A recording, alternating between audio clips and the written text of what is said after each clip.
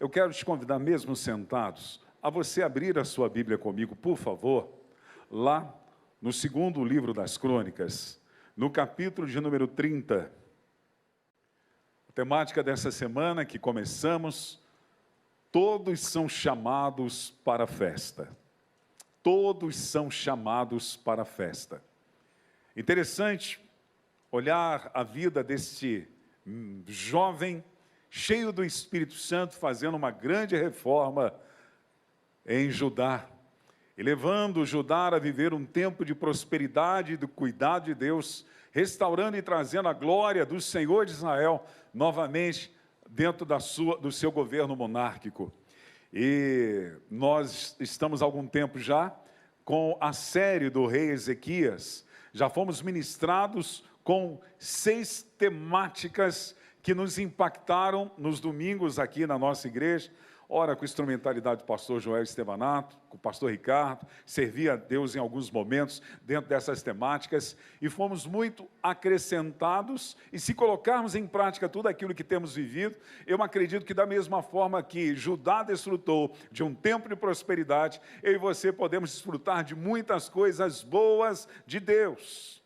E depois da reforma que ele faz, ele vai levar o povo agora a participar de uma grande festa, ou de celebrar uma grande festa, isto é, fazer parte de um culto celebrativo, uma festa ao nosso Deus, até porque eu entendo que o nosso Deus é um Deus de celebração. O nosso Deus é um Deus que nos convida a celebrar sempre. Eu fico pensando, em alguns momentos assim, viajo nos meus pensamentos, quando eu imagino Moisés entrando na sala de governo de Faraó, juntamente com Arão, e dizendo para Deus o seguinte: deixa meu povo sair, porque era uma mensagem de Deus, para que eles possam celebrar a Deus no deserto uma festa. Imagina, chegar diante de um governador e dizer para o governador o seguinte: eu quero que esse povo que está escravo já há mais de 4 séculos, eles sejam livres, porque eles vão agora, essa geração, celebrar uma festa lá no deserto, porque Deus é um Deus de celebração. E depois, no decorrer da história, você vai ver quantas festas Deus acaba instituindo. Festas das luas novas, festas do ano sabático, festa dos tabernáculos, festa das trombetas, e assim sucessivamente, porque o nosso Deus é um Deus de celebração, e o cristão que se fizessem uma proclamação por todo Israel, desde Berseba até Dan, para que viessem celebrar a Páscoa ao Senhor, Deus de Israel, em Jerusalém. Porque não celebravam mais como um grande número de participantes, conforme estava escrito. Espírito Santo, eis-me aqui nas tuas mãos para edificar o teu corpo nesta noite, através da tua palavra, e também, ó Deus, para gerar fé no coração das pessoas que ainda não te conhecem, ou estão afastadas, Senhor, porque o Senhor as tem chamado para participarem desta festa, para participarem dessa celebração que o Senhor um dia realizará em relação à noiva e o noivo, que é o Senhor Jesus. E nós queremos estar preparados. Eu oro na autoridade do nome de Jesus. Amém. Amados, as séries anteriores, e vale a pena a gente recapitular, nós aprendemos que a causa sempre é espiritual. Tudo, a causa sempre é espiritual. Todas as áreas da nossa vida sempre vai ter um dedo ou um cunho espiritual, e nós aprendemos isso, foi a primeira temática dessa série. Depois aprendemos que deveríamos trazer a restauração do templo, precisávamos realizar isso, restaurar a nossa vida com Deus, restaurar a nossa postura, restaurar com Deus as nossas atitudes diante dele. Depois nós aprendemos sobre a restauração do ministério. É importante trabalhar no reino, estar envolvido para fazer aquilo que a igreja está comissionada para fazer. Depois aprendemos a importância da aliança com Deus e a importância de restaurar ela, de termos uma aliança. Deus é fiel à sua aliança e Ele tem conosco uma aliança eterna. E a importância disso, o rei Ezequias, ele restaura a sua aliança pessoal com Deus e posteriormente, depois de estar resolvido, ele vai levar a nação inteira agora a também fazerem e restaurarem a sua aliança com Deus. Depois de uma aliança feita com Deus, ele vai trazer a restauração do culto, vai colocar cada coisa na sua ordem. E dentro da restauração do culto, que ele abre as portas ou os portões do templo para que o povo venha agora e desfrute do ministério dos sacerdotes, dos levitas, e cada um contribua, ele vai trazer a restauração das contribuições, como nós vimos no domingo passado e no decorrer da semana passada. E hoje, depois de tudo isso preparado, tudo isso resolvido, agora eles estão envolvidos para celebrarem a Deus, cultuarem ao Senhor, e o chamado é para todos. O que me chama a atenção é que mesmo que a reforma ela está acontecendo em Judá, o rei Ezequias, junto com os seus príncipes, eles decidem que o reino norte, que é o reino de Israel, possa participar, além das duas tribos de Manassés e Efraim, porque o convite é para todos. Porque aquilo que Deus faz na minha vida e que faz na sua vida, não fica somente em nós mesmos. Hoje pela manhã o pastor Ricardo Andrade falou uma frase que me impactou. Primeiro, nós resolvemos para depois nós nos envolver. E isso é muito significante, porque às vezes nós não resolvemos situações que precisam ser restauradas dentro de nós e diante do Senhor, e continuamos com as nossas práticas totalmente vazias diante de Deus, porque não estamos colocando as coisas no devido lugar. Lá no Rio de Janeiro, nós somos muito penteca, assim como os paulistanos também. E lá nós temos uma forma de dizer que para vir o fogo tem que restaurar o altar. E essa é a grande verdade. E nós falamos isso baseado na vida do profeta Elias. Porque o profeta Elias, antes dele chamar o fogo dos céus de Deus e ver o feito sobrenatural do Senhor, diante do desafio que ele estava fazendo com os profetas de Baal e dos outros profetas do poste ídolo, ele vai restaurar o altar, porque o altar estava desfeito. Os profetas de Baal desfizeram o altar. E Elias sabia que o fogo desceria somente depois de restaurar o altar, resolver uma situação para que o fogo venha, para que não tenha impedimento do fluir e do mover de Deus. Isso é importante, nós precisamos resolver situações. E é tudo isso que o rei Ezequias está fazendo anteriormente, como vimos nas mensagens. Esse texto é fantástico, eu nunca tinha visto com os olhos tão cirúrgicos como o pastor Joel preparou elaborou esses sermões aqui, sermões maravilhosos que nos edificam e nos impactam, tanta coisa em um versículo só. Então, resolvendo para estar envolvido, nós precisamos fazer isso. Elias, ele restaura o altar, e quando ele restaura o altar, ele oferta sobre o altar, colocando água, porque a água naquele período era caríssima, porque havia seca, e ele enche de água o altar e ele ora, porque o altar está resolvido, o altar está restaurado, Deus manda fogo dos céus. Aí vem a festa, meu irmão. O povo todo começa a gritar: só o Senhor é Deus, só o Senhor é Deus, só o Senhor é Deus. O rei Ezequias, ele quer celebrar e fazer que todos venham participar. Para isso, ele manda os seus arautos convidar as pessoas para participarem desse momento ímpar na história de Judá, que particularmente acabou de uma forma especial inserindo a Israel, mesmo que Israel não tomou as suas posturas, mesmo que Israel não fez o que Judá havia feito. A misericórdia de Deus é para todos, a misericórdia de Deus é para você que está aqui na igreja, mas a misericórdia de Deus também é para as pessoas que estão perdidas, as pessoas que estão desviadas, as pessoas que estão sendo levadas pelos vícios, pelas prostituições, pela pornografia, pela corrupção. A misericórdia de Deus é para a vida dessas pessoas também. O Senhor nos chamou para a festa, mas todos nós somos chamados. Agora, cabe-nos atender ao convite ou ao chamado para a festa. cabe entender os preparativos que Deus deu como direção. Ele produziu um meio para que todos nós pudéssemos participar de uma festa. Assim como o rei Ezequias, ele restaura Judá, e agora vai para a celebração e convida a todos participarem de uma festa.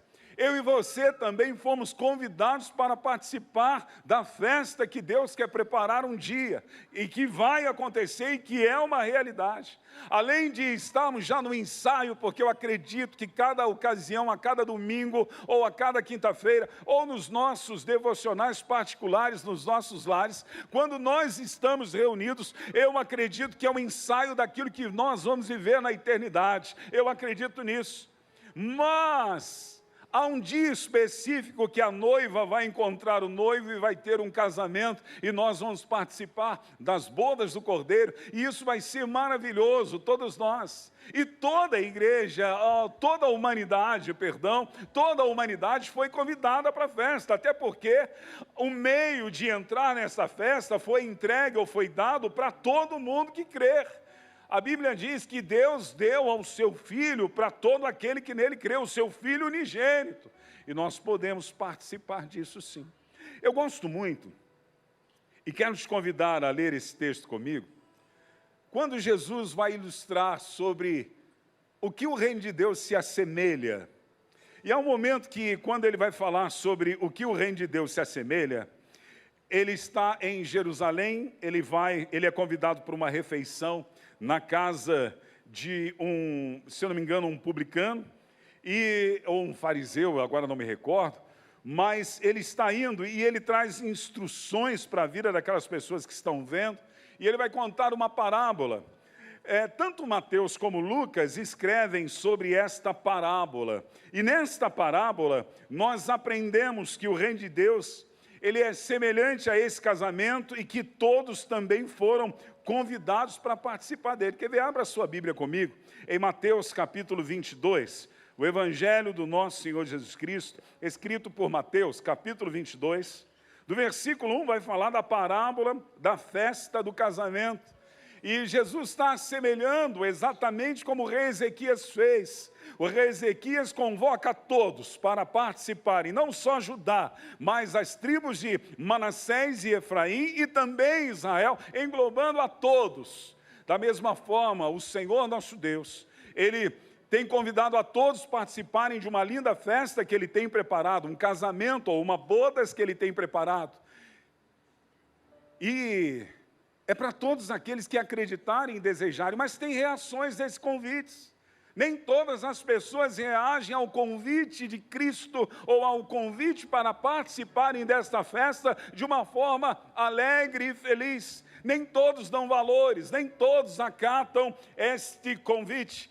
E nessa noite eu quero pensar com vocês como reações contemporâneas ao chamado ou ao convite de Deus para a festa. Reações contemporâneas, atuais, que temos vivido. Jesus falou isso lá atrás, há mais de 2000 anos. Mas as realidades são parecidas conosco naqueles que ouviram e reagiram. Eu quero ler com você. Aqui está em Mateus capítulo 22, mas o doutor Lucas, e eu vou citar de vez em quando, o doutor Lucas, ele também narra essa história. Aqui ela é conhecida como a parábola da festa do casamento. Já o doutor Lucas, os editores da Bíblia colocaram que era a festa da ceia. Mas vamos lá. De novo, Jesus lhe falou por parábolas, dizendo: o reino dos céus é semelhante a um rei que preparou uma festa de casamento para seu filho. É uma alegoria, uma história para ilustrar o chamado de Deus para a humanidade, para participar dessa festa que um dia viveremos na eternidade. Enviou seus servos a chamar os convidados para a festa, mas esses não quiseram vir. Enviou ainda outros servos, dizendo: digam aos convidados: eis que já preparei o meu banquete, os meus bois e animais da engorda já foram abatidos, e tudo está pronto, venham para a festa, é o convite, é o chamado. Mas os convidados Os chamados não se importaram e se foram, um para o seu campo, outro para o seu negócio, outro agarrando os servos e maltratando e mataram. O rei ficou furioso e, enviando as suas tropas, exterminou aqueles assassinos e incendiou a cidade deles. Então disse aos seus servos: a festa está pronta, mas os convidados não eram dignos. Vão, pois, para as encruzilhadas dos caminhos e convidem para o banquete todos os que vocês encontrarem. E saindo aqueles servos pelas estradas, reuniram todos que encontraram, maus e bons, e a sala do banquete ficou cheia de convidados. Mas quando o rei entrou para ver os que estavam à mesa, notou ali um homem que não trazia vestes nupcial e perguntou-lhe: amigo, como você entrou aqui sem veste nupcial? E ele emudeceu. Então o rei ordenou aos serventes: amarre os pés e as mãos dele e atire-no para fora, nas trevas. Ali haverá choro e ranger de dentes, porque muitos são chamados, mas poucos são escolhidos. No apacentar dessa semana, o pastor Joel, ele põe uma reflexão dizendo que o mesmo Deus que chama para a festa, também produz condições necessárias para que os convidados possam participar dignamente da celebração. Deus, ele prepara tudo, tudo já está preparado. Através do sacrifício de Jesus, tudo está preparado. As condições para eu e você participarmos desta festa já foi preparada. Mateus 22:4, a parte B vai dizer: tudo está pronto, venha para a festa. E ele ainda manda seus servos convidar as pessoas para participar. Então tudo está preparado, porque Deus, ele preparou uma condição, ele produziu um meio para que eu e você fôssemos alcançados por esse convite ou por esse chamado para participarmos da festa.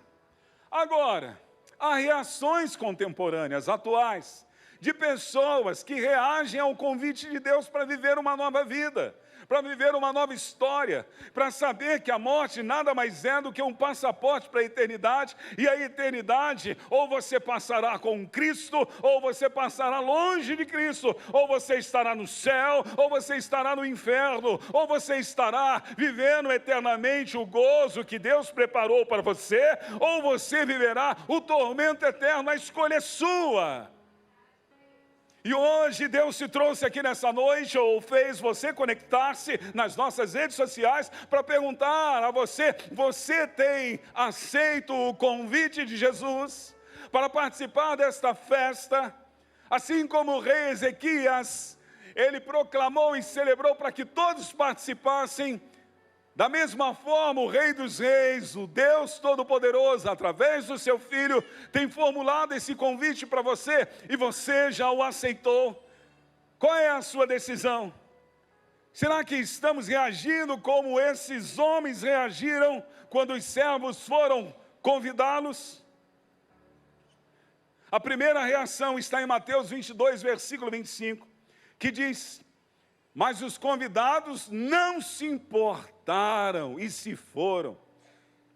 Reações contemporâneas de pessoas que não se importam ao chamado de Deus para a festa.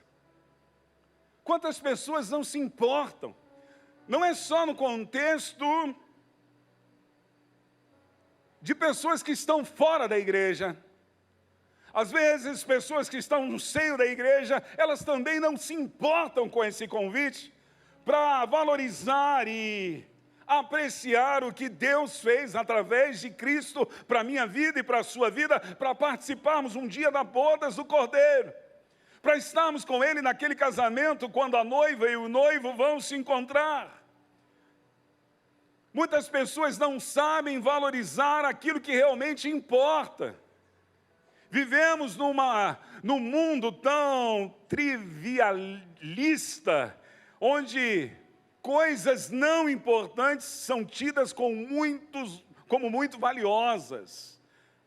Pessoas que acabam apreciando ou se importando com coisas que não têm valor, e deixam de se importar com a sua eternidade, deixam de valorizar o convite de Deus chamando para viver uma nova realidade nele e desfrutar na eternidade. Você tem se importado com o convite de Jesus? O chamado de Deus para viver essa história? O segundo tipo de reação que nós temos são a turma das desculpas. Sempre apresentam desculpas. Lá em Lucas, capítulo de número 14, versículo 18, a parte A em Lucas, vai dizer que no meio dessas pessoas que estavam sendo convidadas, havia aquelas que começavam a apresentar desculpas.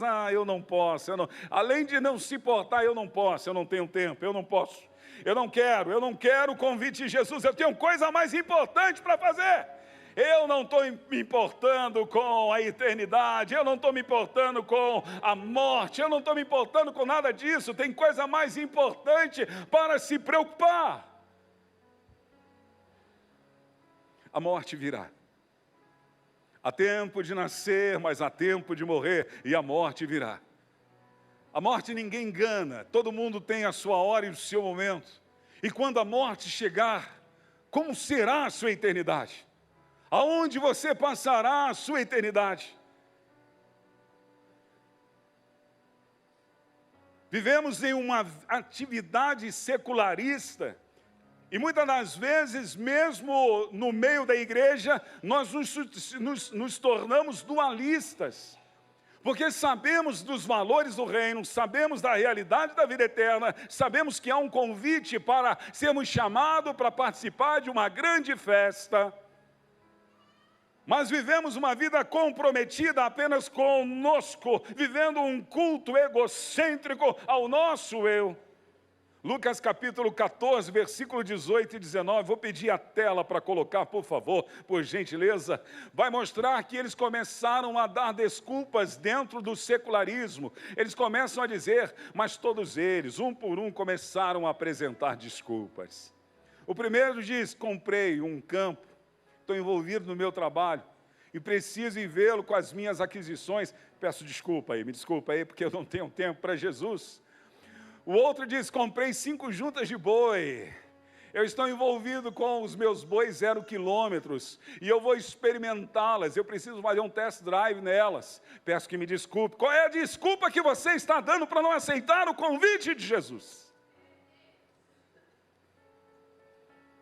O secularismo tem feito pessoas ser dualistas, pessoas que são religiosas, até vêm à igreja, mas não tem vida com Deus e não se importa em viver uma vida comprometida, como o rei Ezequias ensinou-nos através das suas posturas e ações com Judá, e desfrutando isso Israel, através do convite feito para eles também. Ele nos ensinou que nós precisamos ensinar que tudo é espiritual. Meu irmão, o teu corpo físico tem um prazo de validade. O teu corpo físico tem um prazo de validade. Tudo é espiritual. Um dia, quando a morte chegar, você vai ver isso. O nosso espírito é eterno. Aonde o teu espírito vai viver? Aonde a tua alma vai passar? Porque tudo é espiritual, e você precisa restaurar a tua vida, o teu templo, a tua vida com Deus. Você precisa ter uma postura.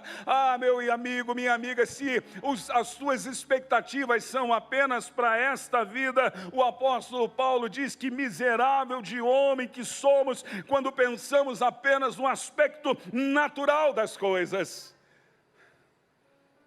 Agora, há pessoas que estão tão envolvidas no dualismo e no secularismo, que não tem tempo de servir a Deus, não se envolve com Ele. Deus é apenas o momento do culto, quando estou lá junto deles, mas no meu dia a dia não faz diferença. Eu não falo com Ele, eu digo que o amo, mas trato como se não o conhecesse. Dizemos que amamos, mas tratamos como não nos importássemos ou valorizássemos Ele. Porque os nossos interesses são maiores, estamos envolvidos nas nossas coisas ainda aqui. Eu sei que somos terrenos também, E temos as nossas responsabilidades, mas se Deus é o primeiro lugar na sua vida e você diz que o ama e não há espaço para Ele na sua agenda, algo está errado. Você pode ser o melhor profissional da sua área, e eu profetizo que isso seja uma realidade, mas Deus tem que ter na sua agenda um espaço do dia para você ter comunhão com Ele. Você pode ser o melhor empresário, você pode ser o melhor professor, você pode ser a melhor dona de casa, você pode ser o melhor nas áreas que você está desenvolvendo. Pode, você tem tempo para estudar, você tem tempo para trabalhar, você tem tempo para cuidar de casa, sim, mas se Deus é o primeiro e você o ama, na tua agenda Ele tem que ter lugar, Ele tem que ter um espaço, e não é um espaço qualquer, é o melhor. Agora, estamos aceitando esse convite. Algumas pessoas que apresentam desculpas, porque dizem, não, pastor, você não sabe, é minha família, olha, me toma tempo, eu não tenho tempo de orar, você não sabe os meus filhos, meu marido me dá muito trabalho, não, marido não dá trabalho, a minha esposa me dá, não, a minha esposa também não dá trabalho, a sua esposa, o seu marido dá muito trabalho, não, os maridos de vocês, esposas também não, mas o fato é, que Lucas, o capítulo 14, o versículo 20, vai dizer que algumas pessoas deram desculpas, porque estavam envolvidas em questões familiares, eles estão dando desculpa, eu não posso ir, me perdoa, desculpa. Outro diz, casei-me, e por isso não posso ir, não posso aceitar o convite de Jesus, porque eu estou envolvido nas questões familiares. Meu irmão, se o Senhor não edificar a casa, meu irmão, minha irmã, se o Senhor não edificar a casa, não adianta você se esforçar, não adianta você se dedicar, se Deus não for o primeiro na sua vida familiar, na sua vida conjugal. Você tem que amar Jesus mais do que seus filhos, você tem que amar Jesus mais do que o seu cônjuge, você tem que amar Jesus mais do que o seu pai. E quem vai ganhar com isso é a família. Por que a família vai ganhar com isso? Porque se você ama Jesus mais do que o seu cônjuge, você vai tratar seu cônjuge como Jesus ensina, você vai tratar a esposa como Jesus ensina, você vai tratar o esposo como Jesus ensina. Jesus vai te ensinar a tratar dos seus filhos quando você o ama mais. Jesus vai te ensinar a tratar dos pais quando você o ama mais. Todos vão desfrutar disso. Mas a segunda reação são as pessoas que apresentam desculpa. Não, eu não tenho tempo para essa festa. Há uma festa preparada na eternidade. Não, eu estou fora, não dá. Agora, tem um outro tipo de gente. E esse pessoal, eles estão envolvidos até, às vezes, no reino. São pessoas que estão maltratando os servos. Porque vocês notem em Mateus capítulo 22, versículo 6, que alguns homens que foram convidados, eles agarraram os servos, aqueles que eram portadores do convite, e os maltrataram e mataram. Os que reagiram assim maltrataram os servos de Deus, portadores do convite, do chamado para a festa. Nunca vi tanta falta de respeito com as autoridades eclesiásticas, com os pregadores do reino, como nos dias atuais. Não se respeita como antes pastores, não se respeita como antes homens e mulheres que são levantadas por Deus ao maltratar. Você olha nas redes sociais, ao maltratar, quantas pessoas caluniando homens de Deus, quantas mulheres caluniando homens de Deus, quantas fofocas, quantas pessoas se postam numa situação de insubmissão diante das autoridades de Deus que são usadas para formular convites. Pessoas que reagem dessa forma, falando mal, caluniando, maltratando aqueles que anunciam a paz. Eu cresci num lar cristão. A minha avó era terrorista, ela era do coque. E ela tinha as irmãs do coque, elas eram terroristas. Eu não sei aqui quantos já ouviram falar daquele LP antigo. LP tem gente que não sabe nem o que é isso, né? Mas aquele LP, A Última Trombeta. Alguém já ouviu esse A Última Trombeta? Esta era a história que a minha avó colocava para eu dormir. eu vi os meus amigos contando, minha mãe me botou para dormir e colocou a história de Davi e Golias. Eu ouvi Jonas e o grande peixe. Eu ouvi a história de Noé. E perguntavam para mim, eu falava, eu ouvi a última trombeta. E a minha avó me ensinou uma coisa tão importante, em que hoje está raríssimo hoje você perceber pessoas que valorizam seus líderes, valorizam as pessoas que servem. Pessoas na internet têm mais valor do que a pessoa que você conhece. Às vezes tem um servo pregando todo domingo, mensagens que vão mudar e transformar a sua vida, que entra pelo ouvido e sai e não está nem aí. Ouviu na internet alguém contar a mesma coisa, nossa, eu nunca ouvi isso na minha vida. Não ouviu porque você está tapado quando vem na igreja. Tem gente que não sabe a vida das pessoas que estão na internet pregando. Você tem que valorizar e saber quem coloca a mão na tua cabeça. Gente de Deus, gente que tem legado, gente que não é perfeita, mas tem uma vida e está procurando ter uma vida com Deus. Valorize seu líder. Diga isso para o irmão que está ao teu lado. Ô irmão, valorize seu líder, valorize seu pastor. Valoriza, irmão. Não maltrate, irmão, não maltrate.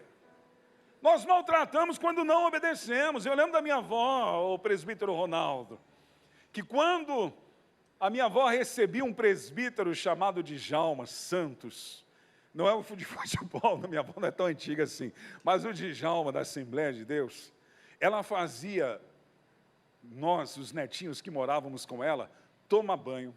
Não que eu não gostasse de tomar banho, mas tomávamos banho, ela via as orelhas, olhava se tinha caraca, dava uma olhadinha nos pés, a gente colocava a melhor roupa e ficava todo mundo sentadinho na sala esperando quem? O presbítero. E a gente aguardava, era um presbítero que ia trazer ceia para minha avó. Quando aquele homem batia na porta da sala da minha avó, que ela abria, entrava o presbítero Djalma, a gente ficava olhando, presbítero Djalma, ele entrava com a ceia, ele ministrava, para a gente aquilo era um encanto, era um homem de Deus, a gente tinha um respeito, às vezes um temor misturado de medo, porque a minha avó dizia, ele é um homem de Deus. Hoje não se respeita ninguém, meu irmão. O problema é que trazemos isso para a igreja, trazemos isso para a nossa realidade, a sociedade vive isso. Eu sou de um tempo que você obedecia o professor, o professor falava, era quase sua mãe dizendo. Hoje tem gente que quer bater no professor, tem gente que quer não, tem gente que bate, agride o professor. Infelizmente isso tem entrado em muitas mentes de pessoas que estão recebendo o convite, mas o pastor falou, não estou nem aí, não vou fazer nada. Quem manda na minha vida sou eu. Vai que a tua conta chega. Vai que o boleto está chegando. Às vezes as coisas não estão dando certo na sua vida, você não sabe por quê. E eu estou sendo um homem de Deus para você nessa noite. Outras reações, ou reação, é daquelas pessoas que recebem um convite, mas elas estão até dentro da festa, por algum momento na festa terrena que Deus preparou, às vezes dentro de um culto, às vezes dentro de uma celebração, participando de uma instituição, mas ela está sem noção, ela está vivendo a sua própria vida. São as pessoas que não se preparam adequadamente para a festa, porque para eu e você participarmos da festa, nós precisamos se preparar adequadamente, tem um manual de instrução, nós precisamos se preparar adequadamente, não é do teu jeito, meu irmão, é um reino, e o reino tem rei, e o rei que manda, tem um jeito para você participar da festa, é do jeito que Deus diz, é da maneira que Deus fala, é através da sua palavra, é assim diz o Senhor, tem que ser do jeito de Deus, tem que ser da maneira que Deus orienta, não pode ser de uma forma que você ache que é daquilo que mais te condiz. Não, há pessoas que não se preparam adequadamente, Deus está dando instrução, Deus está dando orientação, e essa pessoa continua vivendo uma realidade distante daquilo que Deus preparou. A festa com Deus é para todos, porém é preciso que os convidados estejam trajando com as vestes da comunhão entre si e com Deus. Da comunhão entre si e com Deus. Precisa estar com a veste nupcial, Mateus capítulo 22, versículo 11 e 13 vai dizer: mas quando o rei entrou para ver os que estavam à mesa, notou que ali ele está na festa, ele está no momento da igreja, vamos dizer, na reunião, onde nós estamos publicamente reunidos e vivemos como igreja, como instituição. Ele está lá participando, mas ele não trazia veste nupcial, ele não estava vestido adequadamente, ele não estava preparado adequadamente, ele não estava com a aliança renovada, restaurada, ele não estava com o templo restaurado, ele não estava com o ministério restaurado, ele não estava com as contribuições restauradas, ele estava do seu jeito. E perguntou-lhe o rei, dizendo: amigo, como você entrou aqui sem veste nupcial? Ele emudeceu, porque ele sabia que ele tinha que estar da maneira adequada, da maneira que havia instrução. Houve uma consequência. Então o rei ordenou aos serventes, dizendo: amarre os pés e as mãos dele, e atire-no para fora. Nas trevas ali haverá choro e ranger de dentes. Quem são essas pessoas, pastor? São aqueles indiferentes, que não se envolve na sua vida com Deus. Estão presentes, mas são aqueles que a igreja de Laodiceia recebe a severa palavra do Senhor Jesus, dizendo que eles eram mornos. Oxalá fosse frio ou quente. Os mornos são indiferentes. Os mornos são Raimundo, um pé lá e outro no mundo. Os mornos não têm uma vida com Deus, nada para eles. O pessoal não quer saber de nada, é indiferente para eles. Para eles, a maneira que eles vivem é suficiente, ponto final. São pessoas que dizem que são ricas porque estão no meio, ricas em Deus. São pessoas que dizem que estão abastecidas de Deus. São pessoas que dizem que têm conhecimento e até podem ter conhecimento de Deus, mas que Deus, como na carta de Laodiceia, lá no Apocalipse, vai chamar de morno, morno que não reage, morno que não tem sede de Deus, morno que não tem fome de Deus, morno que não se envolve com a palavra, morno que não tem uma vida de oração, morno que não tem uma prática de jejum, morno que na sua vida diária, fora da igreja, é um péssimo testemunho, é uma péssima referência, não condiz com aquilo que ele vive expressando ou declarando quando está na igreja ou no meio dos seus, sem veste nupcial, estão não preparados, porque não estão se preparando de uma forma adequada para atender esse convite, vivendo de glória em glória, sendo convertido todos os dias, fazendo a sua parte no reino de Deus, permitindo Ele, o Espírito Santo, convencer diariamente e ser transformado em uma nova vida diariamente. Quem é você? Aonde você se encaixa? Eu ainda não terminei porque tem mais um convite. E eu já estou quase encerrando o que Deus colocou no meu coração para dividir com você nessa noite. Mas um grupo de pessoas que reagem de outra forma. Porque as pessoas que o Senhor, o rei, pediu para que fosse chamá-las, essas pessoas reagiram dessas formas. E elas não atentaram e valorizaram o convite ou estar na festa com o rei. E com isso houveram consequências na vida dele, principalmente daqueles que espancaram e maltrataram os servos. Aí ele reforça novamente o seu convite. E agora o seu convite vai e alcança corações imperfeitos. Alcançou a minha vida, eu não sou perfeito, eu sou imperfeito. As pessoas que são alcançadas pelo Evangelho não são pessoas que têm aquela aureazinha em cima, auréolazinha em cima da sua cabeça, não, são pessoas imperfeitas. São pessoas imperfeitas, mas que permitem o convite de Jesus e aceitam esse convite e entram na festa e permite que o dono da festa trate das suas emoções, da sua personalidade e da sua vida, para transformá-los. Lucas capítulo 14, versículo 22 vai dizer que, apesar das imperfeições desse pessoal que eu vou estar lendo, eles aceitam um convite e participam da festa. O servo voltou, Lucas 14, 22. O servo voltou e contou tudo ao seu senhor. Então, irado, o dono da casa disse ao seu servo: saia depressa para as ruas e becos da cidade, traga para cá os pobres de espíritos, os aleijados, os que são mancos, cegos e coxos. São esse tipo de pessoa que o Evangelho alcança, pessoas imperfeitas. Um dia tinha um cara que era corrupto. Esse cara, ele procurava passar a perna em todo mundo. Ele era imperfeito. Nós podíamos chamar ele de cego, nós poderíamos chamar ele de coxo, nós poderíamos chamá-lo de leproso, espiritualmente falando, porque a maior cegueira não é a física, mas a espiritual. A maior paralisia não é a física, mas a espiritual.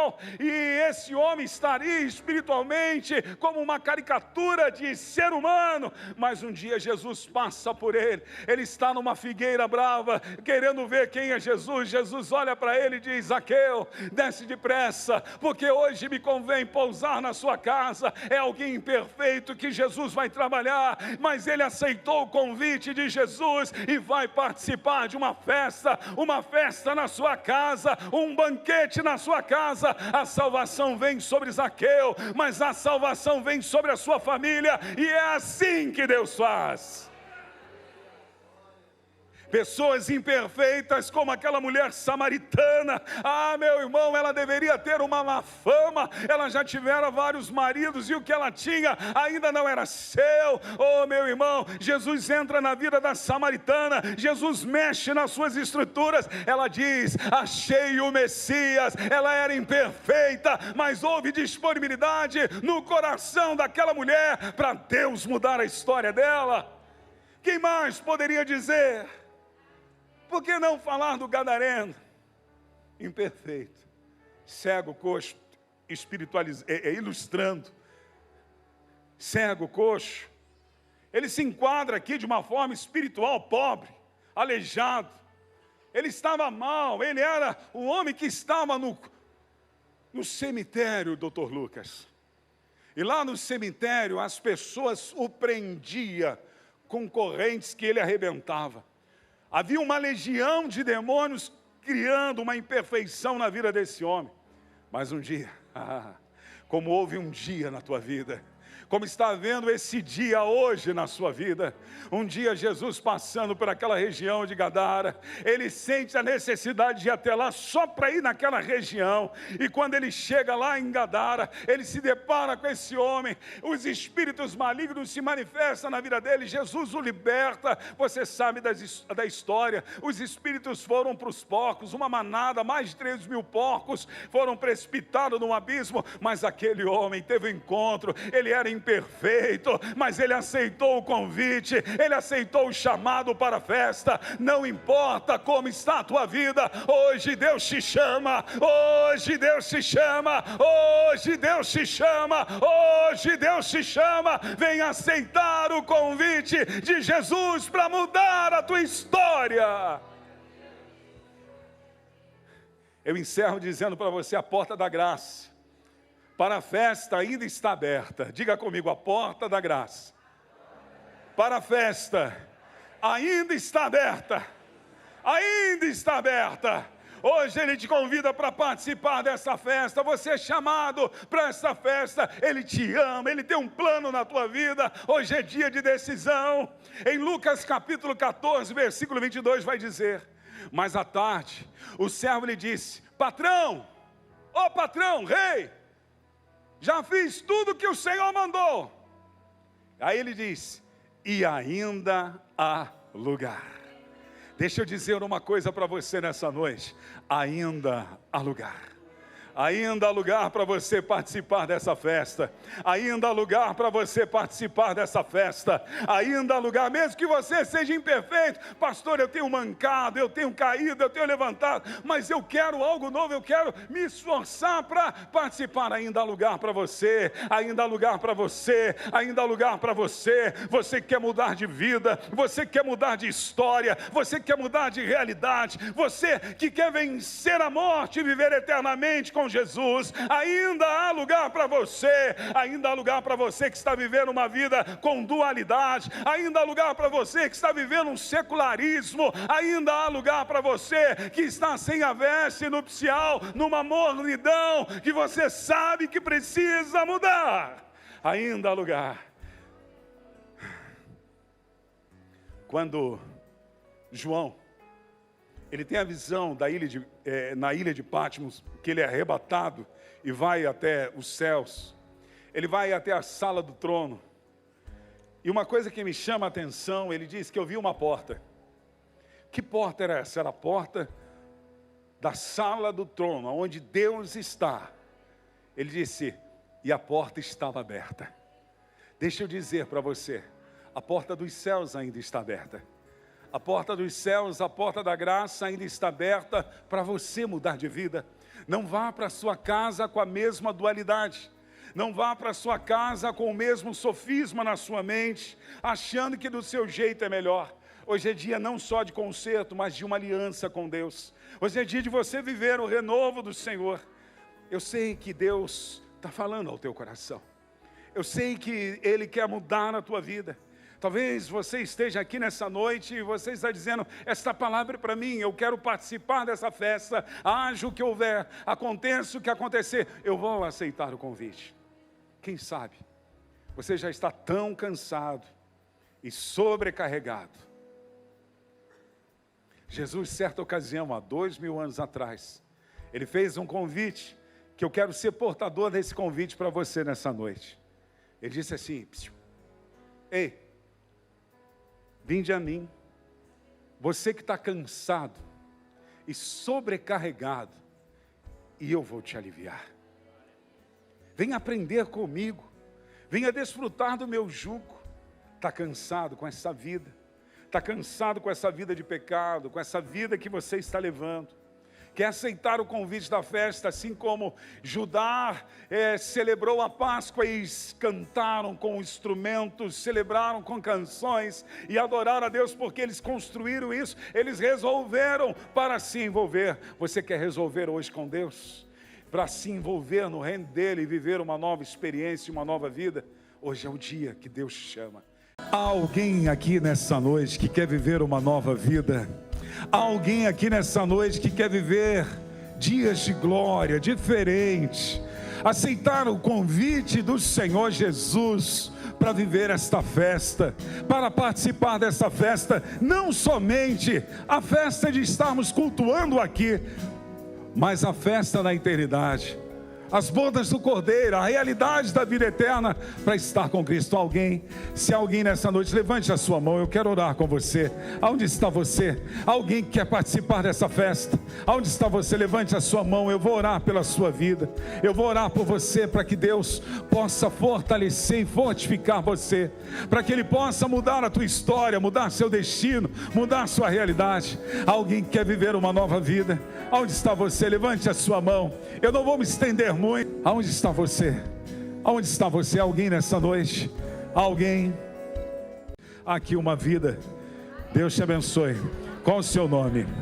Arivaldo. Arivaldo, Senhor te abençoe.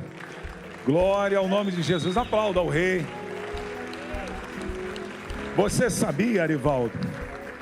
A Bíblia diz a mais uma pessoa, amém? Amém. A Bíblia diz, Arivaldo, que nos céus, por causa da tua vida, há festa agora. Você sabia disso? A igreja pode dizer glória a Deus? Deus abençoe a senhora e te fortifique. Deus, eu desligo o poder do pecado, eu desligo o poder do diabo, eu desligo o poder de qualquer área na vida do Arivaldo e ligo ele no reino dos céus. Escreve o nome dele no livro da vida, lava ele no sangue do Cordeiro, perdoa os pecados dele, e que a partir de hoje uma nova vida e uma nova história aconteça. Fortalece a vida dessa irmã e fortifica-nos. Levante a sua mão aos céus, diga a paz do Senhor, vão em paz, Deus os abençoe, glória a Deus.